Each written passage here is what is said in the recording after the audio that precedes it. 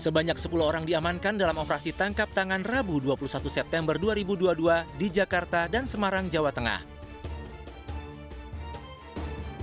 Operasi tangkap tangan sebagai tindak lanjut KPK atas pengaduan masyarakat dan menangkap sejumlah pejabat MA terkait kasus ini.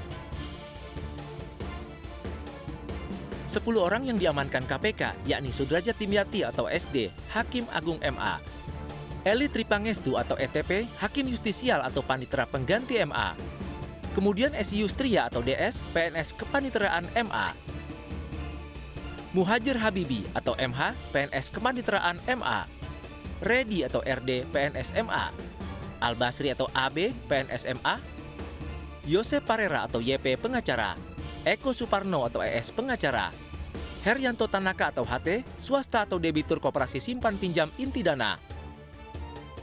Dan yang terakhir adalah Ivan Dwi Kusuma Suyanto atau DKS, swasta atau debitur koperasi simpan pinjam inti dana. Dan berikut kronologis operasi tangkap tangan KPK kasus dugaan suap yang melibatkan Hakim Agung di MA. Rabu 21 September sekitar pukul 4 sore, tim KPK mendapat informasi adanya penyerahan sejumlah uang dalam bentuk tunai dari ES kepada DY sebagai representasi SD di salah satu hotel di Bekasi. Selang beberapa waktu Kamis 22 September dini hari, tim KPK mengamankan DY di kediamannya beserta uang tunai sebesar $205.000 Singapura. Secara terpisah, tim KPK juga mengamankan YP dan ES yang berada di Semarang, Jawa Tengah untuk dibawa ke Jakarta dan dimintai keterangan di Gedung Merah Putih KPK. Selain itu, AB juga mendatangi gedung KPK dan menyerahkan uang tunai sebesar Rp50 juta. Hingga saat ini jumlah uang yang berhasil diamankan sebesar $205.000 Singapura dan Rp50 juta.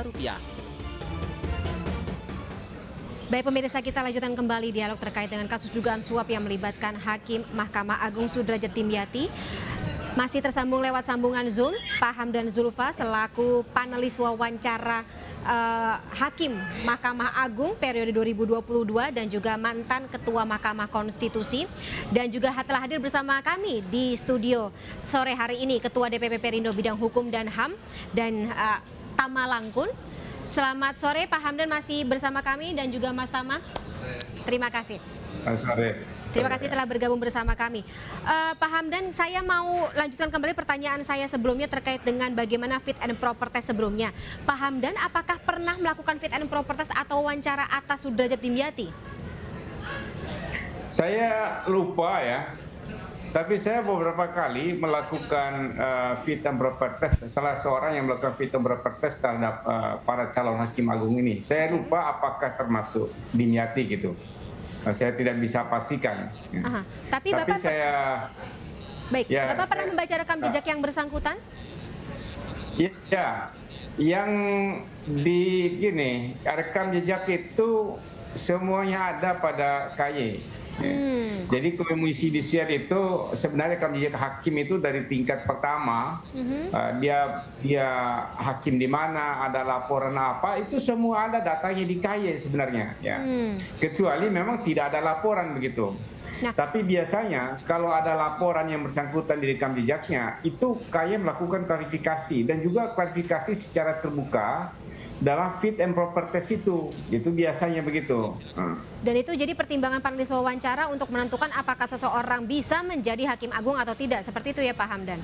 Iya benar sekali, betul. Itu jadi bagian penting dari pertimbangan untuk diloloskan untuk dibawa ke DPR gitu. Untuk Sudrajat Dimyati belum pernah ada catatan sama sekali?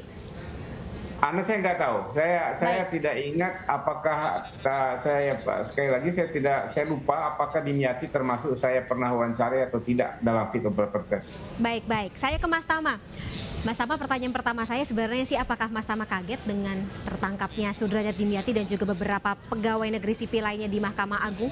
Ya tentu saja ini sangat mengejutkan ya, karena kan beberapa tahun belakangan Mahkamah Agung lagi sibuk yang namanya reformasi birokrasi di internal. Artinya penataan di internal, mekanisme pencegahan dan lain-lain sebagainya. Bahkan cetak birunya Mahkamah Agung pun juga sebetulnya relatif berjalan dengan baik. Ironis dong. Artinya ya ketika ada kemudian seseorang hakim agung yang kemudian dia ditetapkan sebagai tersangka karena perkara suap, tentu saja ini meruntuhkan semangat yang kemudian sudah dibangun bertahun-tahun dalam Mahkamah Agung. Meskipun kalau kita bicara soal hakim yang kemudian terjerat perkara korupsi, ini bukan yang pertama.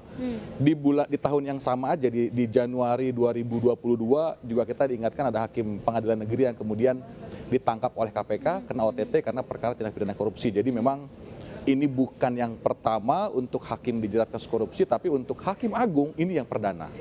Nah ini yang kemudian kata-kata agung ini kemudian akan membuat luka di dalam dunia peradilan ketika kemudian upaya penuntasannya nggak selesai, apalagi kemudian tidak ada benar-benar di internal. Ini menurut saya menjadi hal penting ke depan yang perlu kita cermati sama-sama.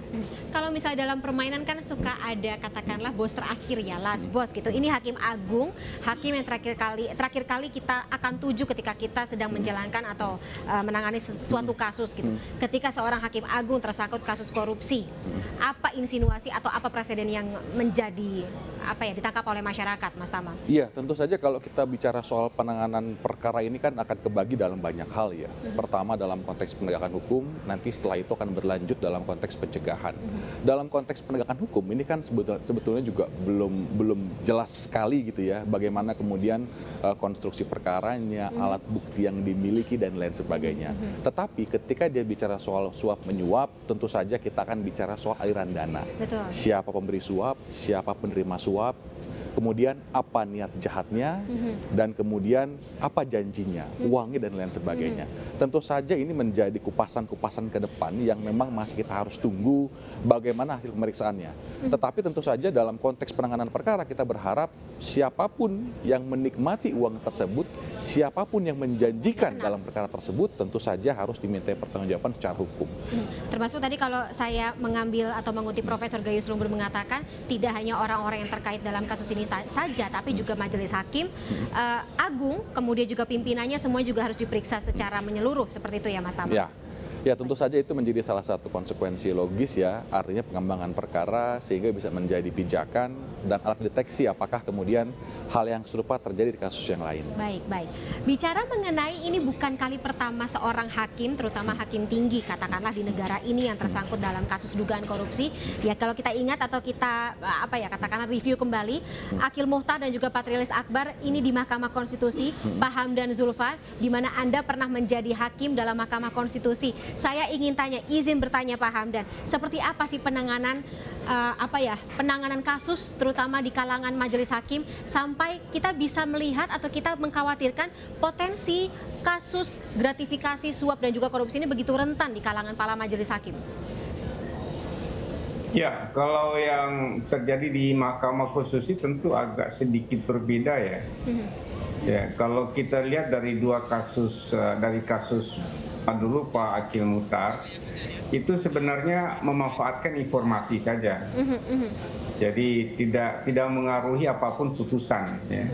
Tapi informasi itu dimanfaatkan dan dijual, itu harganya menjadi sangat mahal karena informasi pasti gitu. Betul, kerahasiaan. Jadi itulah yang terjadi di Mahkamah Konstitusi dalam kasus misalnya Pak Akil Muhtar. Nah, kasus di Mahkamah Agung ini agak beda. Kalau kelihatannya modusnya selama ini biasanya akan selalu terkait dengan hakim agung gitu atau hakim gitu. Kemudian juga ada di bawahnya pegawai atau panitera dan juga ada pihak pengacara. Jadi akan selalu terkait dengan itu. Karena itu memang dalam rangka membersihkan institusi peradilan, utamanya di institusi di Mahkamah Agung di bawahnya itu, ini posisi PP atau pegawai-pegawai yang terkait di lingkungan peradilan itu harus betul-betul disteril, mungkin harus diasesmen ulang seluruhnya. Jadi selain tentu penting sekali adalah menjaga hakim agung atau hakim agung itu sendiri ya. Hakim agung itu sendiri, tentu hakim agung proses asesmennya tentu sangat luar biasa pada saat dia menjadi, karena godaannya besar ya Pak Hamdan. Diangkat jadi hakim agung itu. Jadi saya kira memang perlu seluruh lingkungan itu dibersihkan gitu. Jadi karena itu tidak akan terkait dengan hanya satu orang Hakim Agung Ansih gitu. Ini dalam kasus ini seperti misalnya kasus ini. Ini kan banyak sekali yang terlibat di dalam Mahkamah Agung sendiri. Ada pegawai, ada hakim justisial, kemudian juga ada PP mungkin di sana. Jadi atau panitra. Jadi ini saya kira tidak cukup hanya Hakim Agung, ya walaupun Hakim Agung termasuk bagian yang sangat penting karena dia posisi kunci dalam memutuskan perkara. Jadi katakanlah ini bisa menjadi salah satu pintu pembuka untuk mengawasi institusi Mahkamah Agung yang lebih menyeluruh ke depannya ya, supaya tidak terjadi lagi kasus-kasus yang sama dalam Mahkamah Agung. Tapi kalau misalnya kita bisa mungkin sedikit katakanlah mengambil bagaimana testimoni kemudian juga pengalaman dari masyarakat yang selama ini melakukan perkara atau menangani perkara dalam Mahkamah Agung, saya juga akan mungkin tanya ya sama orang atau pihak yang pernah berperkara di Mahkamah Agung, karena memang banyak sekali laporan yang masuk terkait dengan bagaimana sulitnya atau bagaimana kotornya proses tersebut di dalam katakanlah institusi atau lembaga hukum. Saya tersambung lewat sambungan telepon bersama dengan Anto. Namanya saya samarkan pemirsa, yang mengaku pernah berperkara atau menangani kasus perkara di Mahkamah Agung. Selamat sore Mas Santo. Selamat sore. Baik, Mas Santo. Selamat sore, Mbak. Mas Santo bisa diceritakan terkait dengan perkara yang waktu itu Mas Anto tangani di Mahkamah Agung? Iya, 2 tahun lalu itu saya menangani satu kasus tambang batu bara ya. Satu kasus tambang batu bara di mana klien saya ini terlibat dituduh, ini kasus pidana ya, kasus pidana dituduh beroperasi di daerah lahan lahan produksi. Padahal mereka sebenarnya sebelumnya itu memang mereka itu adalah mereka memiliki izin dari tahun 2009. Tetapi kemudian di beberapa tahun kemudian ada terbit SK Menteri Kehutanan yang mengalihfungsikan izin usaha pertambangan mereka menjadi kawasan produksi, hutan produksi. Nah, lalu kemudian karena ada pengalihan fungsi kawasan hutan, maka mereka dilaporkan ke polisi karena mereka dianggap beroperasi di lahan tambang, di lahan hutan produksi. Sampai proses kasasi ke Mahkamah Agung gitu ya Mas Anto ya? Lalu kemudian singkat cerita, saya dampingi klien saya di pengadilan dan menang, tidak terbukti bersalah, lalu jaksa naik kasasi. Lalu kemudian ya ketika perkara itu akan diputus, ya kami dihubungi oleh pihak Mahkamah Agung lah gitu ya. Mereka menyampaikan bahwa ya sebenarnya posisi kasus Bapak tidak berat-berat amat, ya karena dalam kasus ini klien Bapak itu ada di posisi yang benar. Biaya yang ditarik berapa Mas Santo? Biaya yang ditarik, saya menyerahkan uang sampai 300 juta. 300 juta rupiah? Iya, 300 juta. Oknumnya masih ada di Mahkamah Agung sampai dengan saat ini? Kenapa? Oknumnya masih ada di Mahkamah Agung sampai dengan saat ini? Saya nggak tahu apakah sekarang masih ada atau tidak. Bukan hakim?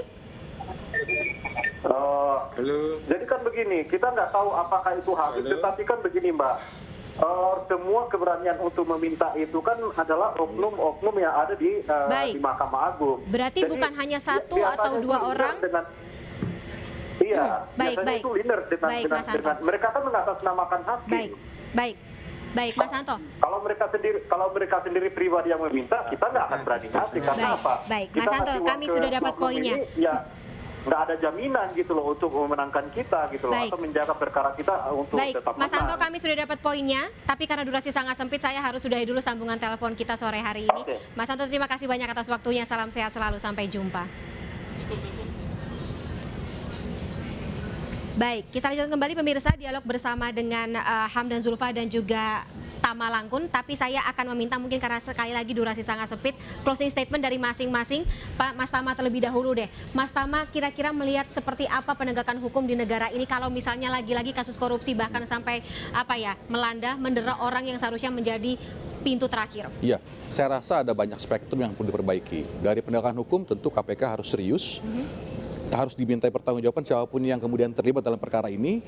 Kemudian yang kedua tentu saja bicara soal pengawasan internal dan eksternal, Komisi Yudisial, Singkat saja, Mas. Mahkamah Agung, dan paling terakhir adalah tadi orang seperti Mas Anto, seperti masyarakat ini yang kemudian melaporkan ya kepada penegak hukum karena dia akan punya hak di sana, dia akan mendapatkan kemudahan dan akan membantu reformasi peradilan di masa depan. Baik, Mas Tama. Sangat ya katakanlah ini memprihatinkan, tapi semoga menjadi pertimbangan ke depannya. Terima kasih atas waktunya Tama S. Langkun dan juga Sama-sama. Pak Hamdan Zulfa sebelumnya sudah bersama kami di Newsroom sore hari ini. Salam sehat selalu Bapak-Bapak. Terima kasih sekali lagi, sampai jumpa. Baik, jangan kemana-mana pemirsa, kami masih akan memperbarui informasi Anda setelah jeda berikut ini. Tetaplah bersama kami di iNewsroom.